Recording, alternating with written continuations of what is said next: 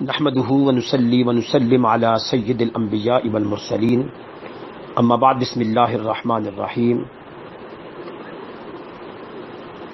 معزز خواتین حضرات، السلام علیکم ورحمۃ اللہ وبرکاتہ۔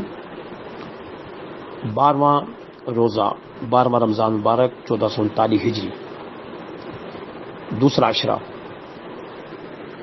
چونکہ یہ عشرہ مغفرت کا ہے تو مغفرت کا معنی یہ ہے کہ ہم اللہ تعالیٰ کی بارگاہ میں اپنے گناہوں کی بخشش کے لیے دعا کریں۔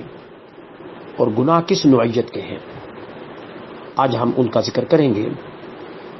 یہ 9 گناہ ہیں، یہ 9 باتیں ہیں، 9 اہم ترین موضوع ہیں جن کا ذکر سورۃ الحجرات میں ہے۔ میری یہ خواہش ہے کہ وہ چھوٹا چھوٹا آپ کو آیت کا ایک ٹکڑا لے کر 1-2 لائنوں میں آپ تک بات پہنچائی جائے۔ چونکہ رمضان المبارک کے اندر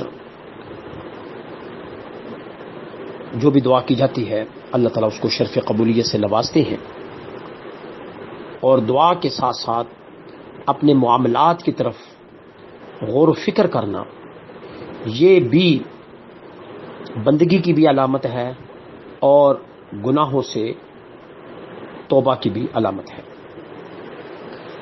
سورۃ الحجرات اگرچہ ساری کی ساری سورت جو ہے، جو کہ 26ویں سپارے میں ہے اور 49ویں قرآن مجید کی 49ویں سورت ہے، اگرچہ میری یہ خواہش ہے کہ انشاءاللہ العزیز ایک جلد پر مبنی سورۃ الحجرات کے اوپر میں پوری تفسیر لکھوں، الگ سی تفسیر لکھوں، چونکہ سورۃ الحجرات قرآن مجید کی وہ صورت ہے جس میں معاملات کا ذکر ہے، اور اس میں شروع میں ادب رسول کا تذکرہ ہے کہ ہم نے نبی مکرم صلی اللہ علیہ وسلم کی بارگاہ میں کیسے کھڑے ہونا ہے، کیسے بلانا ہے، کیسے بیٹھنا ہے، کیسے آپ کے حجرہ مبارک کے باہر کھڑے ہونا ہے، وہ سارے ادب ہیں۔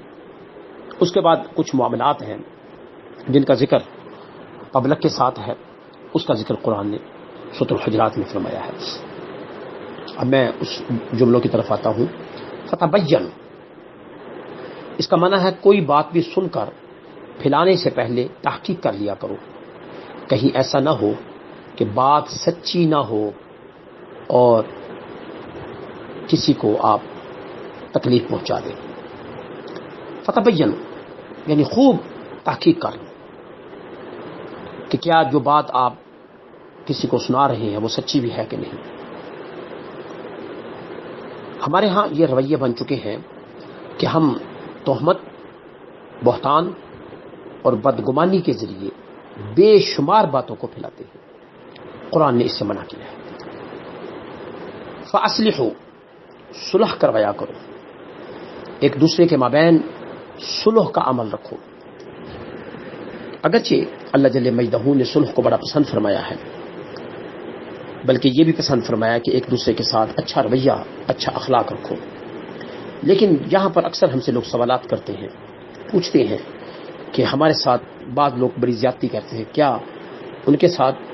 تو یہاں پر جو میری اپنی ریسرچ اور تحقیق ہے، میں یہاں تک پہنچا ہوں کہ آپ کسی کو نقصان نہ دیں زبان سے، اپنے ہاتھوں سے، کیونکہ حدیث رسول صلی اللہ علیہ وسلم ہے کہ مسلمان وہ ہے جس کے ہاتھ اور زبان سے دوسرا مسلمان محفوظ رہے۔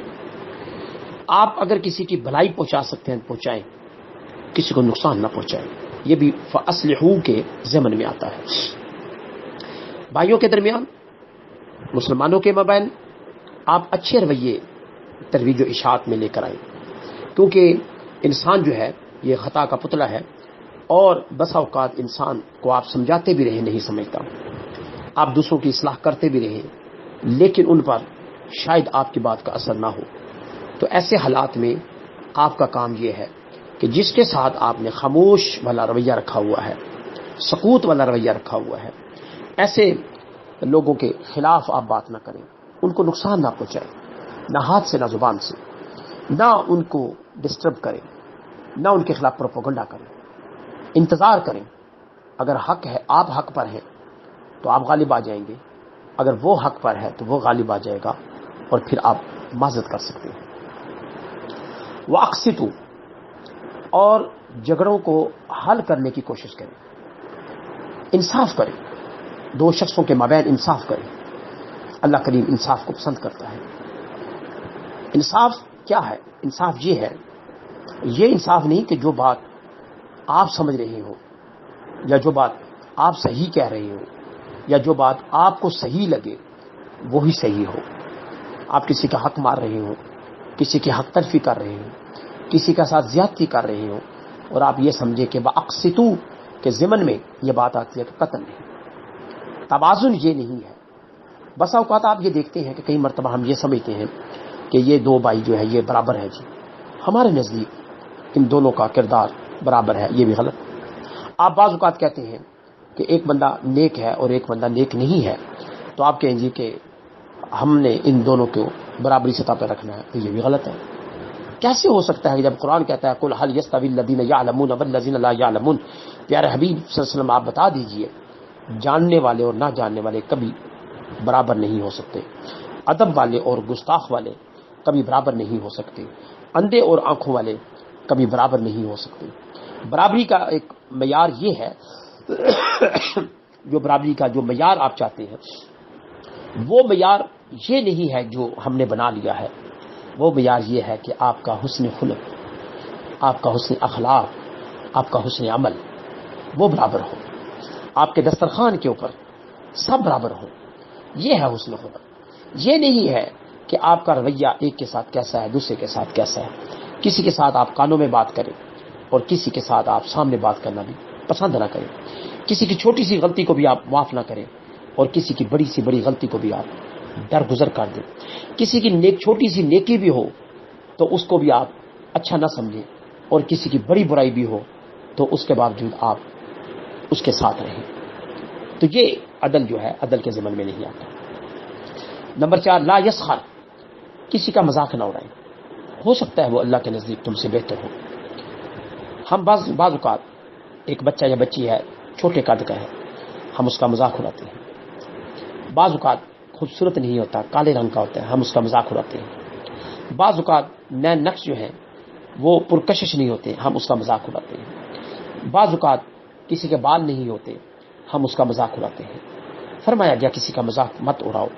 ساری تخلیقات اللہ کی ہیں اور اللہ نے کسی کو بھی بدصورت پیدا نہیں کیا. آج پوری دنیا جو ہے یہ گلوبل کی شکل میں ہے اور آپ پوری دنیا کو نیٹ کے اوپر ریسرچ کر سکتے ہیں. آپ دیکھ سکتے ہیں کہ عرب کے باشندے کیسے ہیں، آپ دیکھ سکتے ہیں چائنا کے باشندے کیسے ہیں، آپ دیکھ سکتے ہیں فلپائن کے باشندے کیسے ہیں، آپ دیکھ سکتے ہیں بنگلہ دیش کے باشندے کیسے ہیں، آپ ہندوستان کے باشندوں کو دیکھ سکتے ہیں، آپ افریقہ کے باشندوں کو دیکھ سکتے ہیں، آپ ساؤتھ افریقہ کے، یورپ کے باشندوں کو دیکھ سکتے ہیں. تو آپ کو کوئی بھی باشندہ ایسا نہیں ہوگا جو برابری سطح کا نظر آئے گا. کسی کے قد بڑے ہیں، کسی کے قد چھوٹے ہیں، کسی کے رنگ گورے ہیں، کسی کے رنگ سیاہ کالے ہیں، کسی کے خد و خال جو چہرے کے ہیں وہ ترچھے ہیں اور کسی کے خد و خال چہرے کے جو ہیں وہ موٹے ہیں. تو آپ اس پہلو سے مذاق نہیں اڑا سکتے، نہ ہی مذاق اڑانا چاہیے. ولا تلمیزو، کسی کو بے عزت مت کرو. ہم کئی دفعہ سامنے بٹھا کر کسی کی انسلٹ کرتے ہیں، کسی کی توہین کرتے ہیں. ہمیں منع کیا گیا ہے کہ ہم کسی کی توہین نہ کریں، کسی کو برا نہ کہیں، کسی کو تانا نہ دیں، کسی کی حوصلہ شکنی نہ کریں. اس سے بھی منع کیا گیا. ولا تنابزوا، لوگوں کو برے القابات سے مت پکارو، الٹے ناموں سے مت پکارو. یعنی ایک بندے کا نام انور ہے تو آپ انوری یا انورو کر کے بلائیں تو یہ غلط ہے. تو اسی طرح کئی شخص کے نام عمران ہے تو آپ مانا کہنا شروع کر دیں، یہ بھی غلط ہے. تو اسلام نے ناموں کے ساتھ پکارنے کا حکم دیا ہے. عزت کے ساتھ لوگوں کو بلاؤ، کہیں ایسا نہ ہو کہ تمہارے اعمال ضائع ہو جائے تمہیں خبر بھی نہ ہو. ولا تنابزوا، لوگوں کو برے القاب سے مت پکارو. یہ برے القاب میں نے بڑی تفصیل کے ساتھ اس کے اوپر گفتگو کی ہوئی ہے. اسلام میں علم الاعداد کا تصور، اس کے اوپر میں نے گفتگو کی ہوئی ہے. اگر آپ کو موقع ملے تو آپ یہ مقالہ ضرور پڑھیے گا. اجتنبوا کثیرا من الظن، برے گمان کرنے سے بچو کہ کچھ گمان گناہ کے زمرے میں آتا ہے. آپ کسی کے بارے میں برا سوچیں، کسی کے بارے میں ہمیشہ شک کی نظر سے رہیں، کسی کو شک کی نگاہ سے دیکھیں، کسی کے اوپر بدگمانی کریں تو یہ غلط ہے. اسلام نے اس سے منع کیا ہے، قرآن نے اس سے منع کیا ہے. ولا تجسسوا، کسی کی ٹو میں نہ رہا کرو، جاسوسی مت کرو. خاص کر کے اپنے مسلم بھائی کی تو میں نہ رہو، وہ کیا کر رہا ہے. جیسے ہم کئی دفعہ موبائل اور فون کے ذریعے ہم پوچھتے ہیں آج کل کیا ہو رہا ہے، کیا کر رہے ہو، وہ بندہ اپنی عزت کو بچاتے ہوئے بتا دے گا کہ میں مصروف ہوں، تو آپ کہیں گے نہیں ہمیں پتہ ہے کہ تو آج کل فلاں کام کر رہا ہے. تو یہ غلط ہے، تجسس کرنا غلط ہے، اپنے تئیں گمان کر لینا غلط ہے. ممکن ہے جو خبر آپ کو پہنچی ہو وہ خبر ہی غلط ہو، لیکن آپ اپنے تعلقات محض اس وجہ سے خراب کر بیٹھے کہ آپ تجسس کرتے ہیں، آپ ٹو میں رہتے ہیں، آپ کسی کے بارے میں خبر رکھنا چاہتے ہیں. حالانکہ لوگ اکثر اجتناب کرتے ہیں، خبر نہیں رکھنی چاہیے. اور کئی دفعہ لوگ محبت میں کہتے ہیں جی کہ اپنے دوست کی خبر ہونی چاہیے. نہیں، یہ خبر نہیں ہے. مومن ہمیشہ سادہ ہے اور اللہ تعالیٰ کو سادہ مومن بہت ہی پسند ہے. ولا یغتب بعضکم بعضا، اور کبھی بھی اپنے کسی بھائی کی غیبت نہ کرو. غیبت کیا ہے؟ کبیرہ گناہ ہے.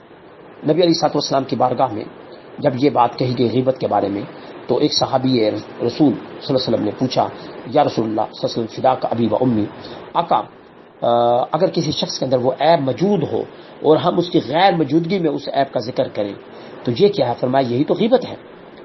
اور اگر اس کے اندر عیب نہیں ہے اور آپ اس کا تذکرہ کرتے ہیں تو یہ غیبت نہیں بلکہ یہ بہتان ہے.